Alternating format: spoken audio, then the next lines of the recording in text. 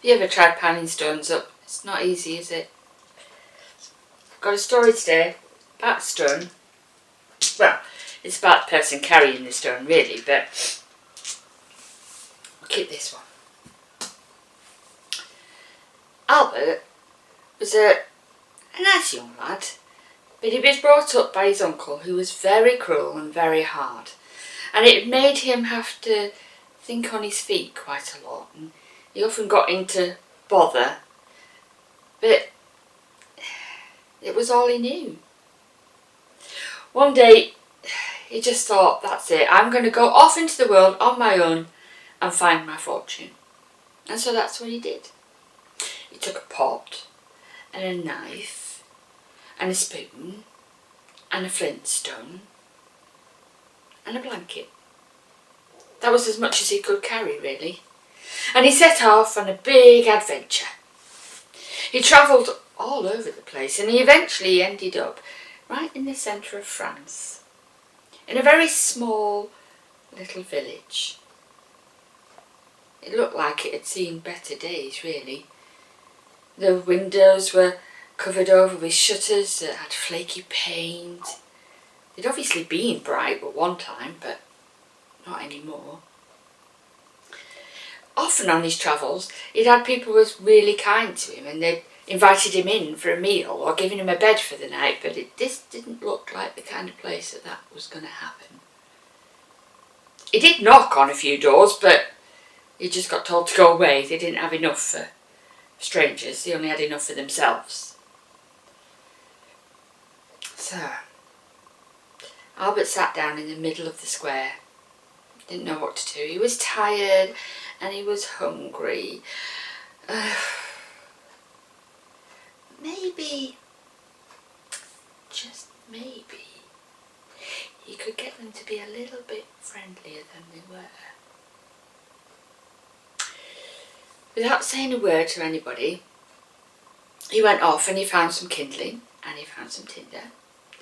And he got to the centre of the village and he piled them up and he got out his flintstone and he struck a spark and made a fire. Then he took his pot and he went and filled it with water from the well. And he came back and he put the pot on the fire. Even though nobody could be seen by Albert, he knew that he was seen by everyone in the village. He could hear creaks, the shutters moving, and the doors opening slightly.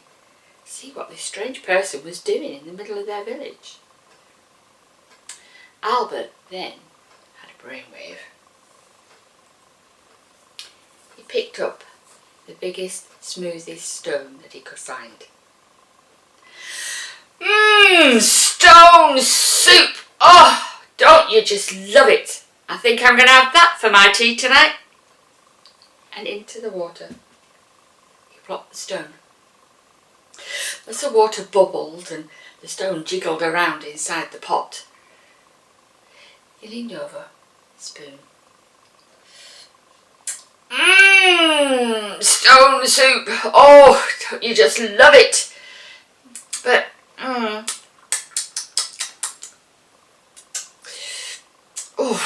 if only I had some carrots. It would taste better if I had a few carrots in there, I think. Just right then.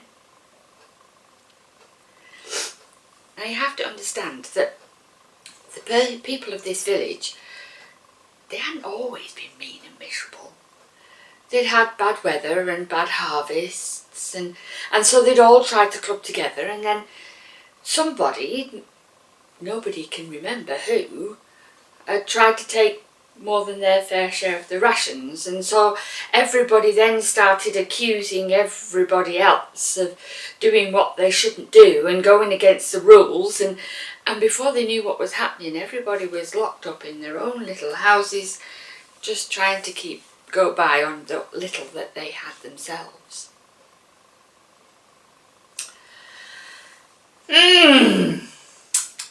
Yeah, definitely carrots. That would just make it perfect. Slowly he heard it as the door opened, And out into the centre walked a little boy with a handful of carrots. "Please, sir, do you think these would be any good use for you?" "Oh, just what my soup needed. Thank you so much." And he chopped up the carrots and put them in the pot. Now Albert carried on this with onions and potatoes and herbs and eventually with some meat. And as he did, the more things that went into the pot, the nicer the smell became. This really was good soup. And slowly, as the smell started to filter in through the shutters and through the doors, the people of the village started to come out. There was enough for everyone. And so they brought their own pots and their own spoons, and Albert dished out his soup, and the baker even brought some bread. And before they knew what was happening, they were all sitting around chatting and enjoying each other's company again. And Albert realised that they weren't grumpy at all, really. It was just what had happened to them. Maybe this would be a place that he could stay and make his fortune. But how could he make his fortune? Can you guess? Soup. Stone soup. People heard about the soup from far and wide, and they came to visit the village.